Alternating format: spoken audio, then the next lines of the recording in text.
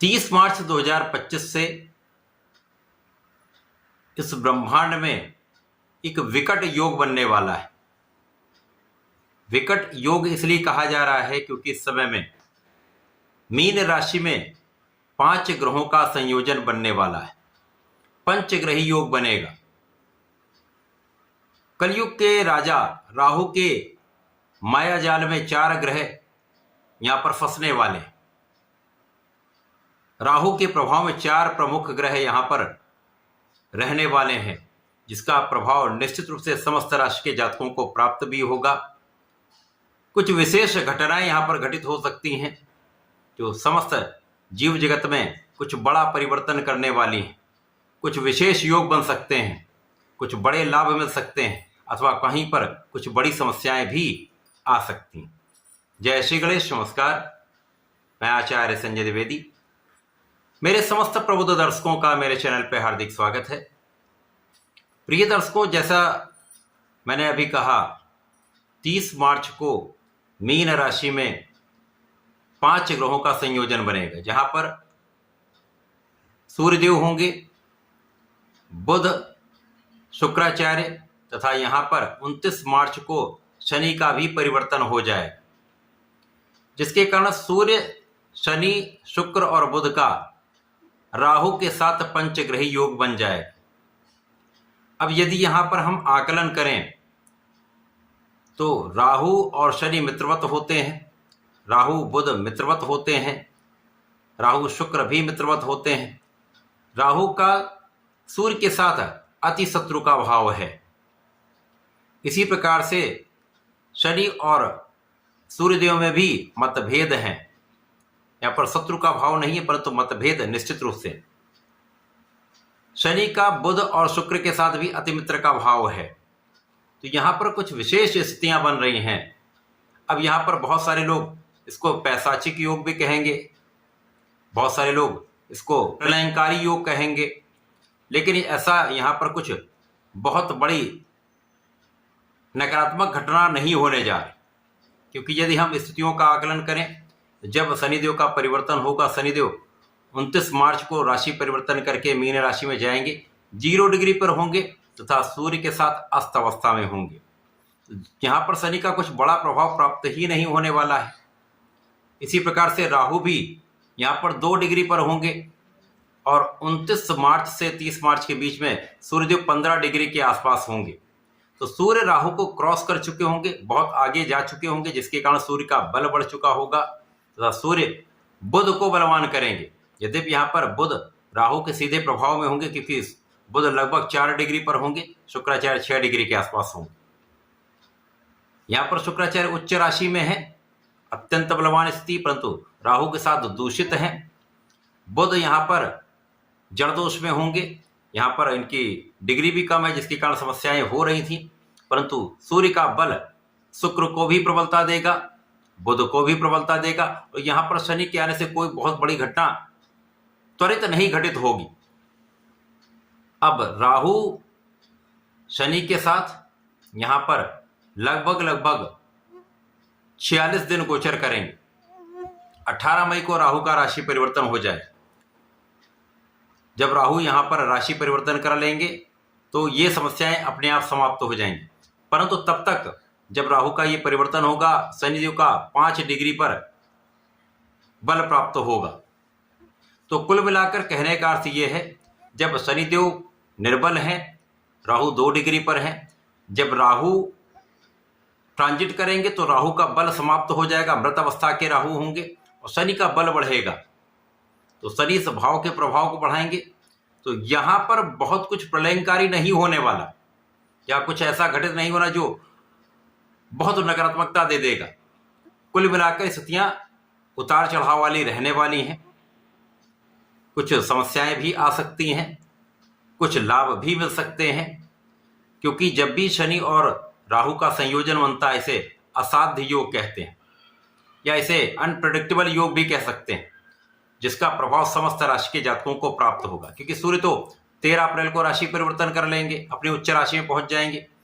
यहां पर सूर्यदेव भी अति बलवान हो रहे हैं, क्योंकि सूर्यदेव मीन राशि से मेष राशि में प्रवेश करेंगे 13 अप्रैल को। जिसके कारण ये उच्चाभिलाषी हैं। तो निश्चित रूप से इस भाव के प्रभाव को सूर्यदेव बलवान करने वाले हैं। और जब राहु मृत अवस्था की ओर जा रहे हैं, सूर्य बलवान हो रहे हैं और शनि का भी बल बढ़ेगा, तो कोई बहुत बड़ी कठिनाई वाली बात तो यहां पर नहीं दिख रही। परंतु ये अलग अलग राशियों के लिए अलग अलग भाव में होकर उसी के अनुसार ये परिणाम की प्राप्ति कराने वाला योग बनेगा। आज मैं मेष राशि के लिए इस पंचग्रही योग का किस प्रकार का प्रभाव प्राप्त होने वाला है, इस समय में किस प्रकार के परिणाम प्राप्त होंगे, संपूर्ण विश्लेषण मैं पूर्ण तर्क के साथ करने जा रहा हूं। प्रिय दर्शकों, इस राशिफल को आप अपने लग्न तथा राशि दोनों के अनुसार देख सकते हैं। मेष राशि के लिए ये जो पंचग्रही योग बन रहा है वो आपके 12वें भाव में, द्वादश भाव में बन रहा है, जो कि त्रिक भाव है, नकारात्मकता का भाव है, व्यय का भाव है। तो यहां पर निश्चित रूप से जो ग्रह यहां पर गोचर करेंगे उनके कारक भाव का व्यय हो जाएगा। सूर्य को किसी प्रकार का कोई त्रिक दोष नहीं लगता है, तो यहां पर किसी प्रकार की कोई समस्या नहीं है। राहु पर भी इसका कोई नकारात्मक प्रभाव नहीं मिलने वाला है, केवल यहां पर शुक्र और बुध ही पीड़ित होंगे।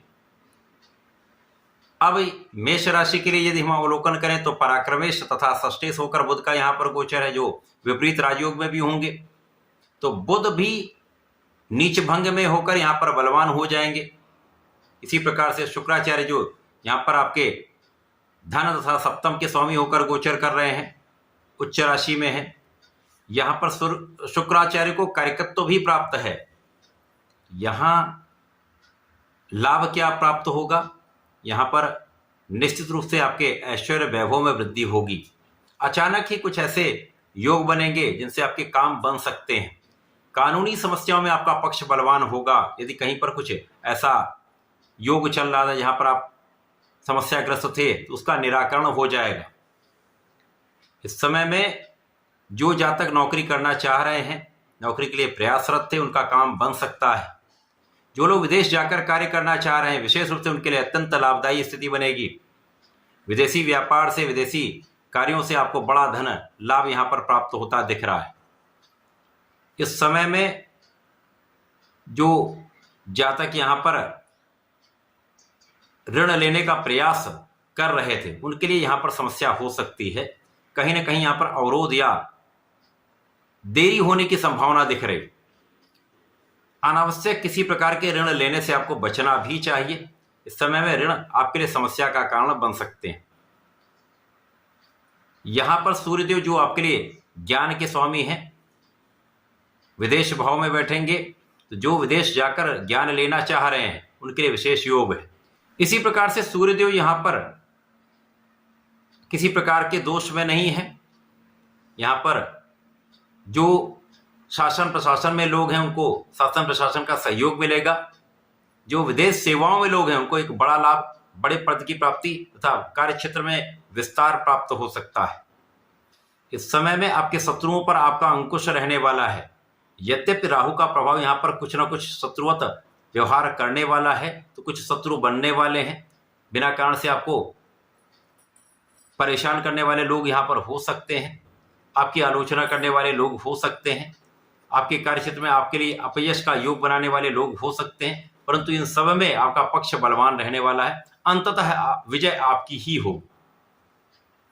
जब सूर्यदेव राशि परिवर्तन करके उच्च राशि में पहुंच जाएंगे, लग्न में पहुंच जाएंगे, तो यहां पर लग्न अत्यंत प्रबल होगी। परंतु यहां पर राहु का प्रभाव कहीं ना कहीं आपके लिए शत्रु बनाता रहेगा, शत्रुओं में वृद्धि करता रहेगा, आपके ऋण में वृद्धि करता रहेगा। तो यहां पर आपको बहुत ध्यान देना चाहिए और आपको ध्यान देना पड़ेगा, क्योंकि यदि किसी प्रकार का कोई विवाद है तो उसका निराकरण अवश्य कर लें। बिना कारण किसी विवाद में ना पड़े। यहां पर विवाद को आपसी सहयोग से निपटाने का प्रयास करना चाहिए। अब शनि देव जो यहां पर आपके लिए कर्म तथा लाभ के स्वामी होकर जाएंगे, तो प्रारंभिक समय में इनमें इतना बल ही नहीं होगा और यहां पर ये अस्त अवस्था में रहेंगे, जो 30 मार्च तक अस्त अवस्था में रहने वाले हैं। उसके पश्चात जब सूर्य का राशि परिवर्तन हो जाएगा तो यहां पर ये कुछ बलवान होंगे। तो जो जातक विदेश में रहकर प्रयास कर रहे हैं, विदेश में रहकर नौकरी कर रहे हैं, उनके लिए विशेष योग है। जो मातृ स्थान से दूर रहकर कार्य कर रहे हैं उनके लिए एक अच्छा लाभ प्राप्त हो सकता है। परंतु यहाँ पर भी कार्यक्षेत्र में आपको बहुत निष्ठा के साथ काम करना चाहिए। बिना कारण से किसी के साथ विवाद नहीं करना चाहिए। आपको ध्यान यहाँ पर देना है, जीवन साथी के साथ सामंजस्य बनाकर रखना है, मतभेद को दूर करना है, प्रेमवत व्यवहार रखना है। साझेदारी में विशेष रूप से आपको सावधान रहना होगा, यहाँ पर धोखे की संभावना होगी। किसी भी कागज में साइन करने से पहले बहुत ध्यान से उसको पढ़ लें, समझ लें, उसके पश्चात आगे जो भी कार्यवाही करनी करें। यहाँ आपको परिवार के मध्य में बहुत मित्रवत रहना होगा, वाणी पर नियंत्रण रखना होगा, क्रोध पर नियंत्रण रखना होगा तथा इस समय में आपको अपना कार्यक्षेत्र में संपूर्ण प्रयास करना होगा, क्योंकि कार्यक्षेत्र के स्वामी निर्बल होंगे। तो यहाँ पर पूर्ण रूप से आपको प्रयास करते रहना है, अपने परिश्रम को संपूर्ण रूप से करना है। यद्यपि यहाँ पर आप उतना अच्छा परिश्रम नहीं कर पाएंगे, लेकिन आपको प्रयास तो करते ही रहना है। भाई बहनों का भी यहाँ पर पक्ष कुछ पीड़ित होगा, कुछ क्लेश की संभावना दिखती है, परंतु आपको अपने पक्ष से समस्त समस्याओं का निराकरण करने का प्रयास करना चाहिए। अच्छे मित्रों का साथ लेना चाहिए, स्वार्थी मित्रों से बचना चाहिए। इस समय में किसी प्रकार के भोग विलास से, एडिक्शन से आप पूर्ण रूप से बचें, तो ये समय आपके लिए बहुत कष्टकारी नहीं रहने वाला। 18 मई को जब राहु राशि परिवर्तन कर लेंगे और यहाँ से आपके एकादश भाव में पहुँचेंगे तो स्थितियाँ बदल जाएंगी। शनिदेव 12वें भाव में होंगे, बलवान होते जाएंगे, तो कुछ समस्याएं होंगी, परंतु उसका विस्तृत वीडियो मैं आगे दूंगा। इस पूरे समय में सूर्यदेव अति बलवान होंगे, जिसके कारण बहुत सारी समस्याओं का निराकरण होगा। बुध को सपोर्ट करेंगे, शुक्र को सपोर्ट करेंगे, जिसके कारण जो लाभ मिल सकते हैं उन लाभ को आप प्राप्त कर पाएंगे। यद्यपि बीच बीच में उतार चढ़ाव होगा, वो समस्याएं आएंगी, परंतु उनका निराकरण भी यहाँ पर होगा।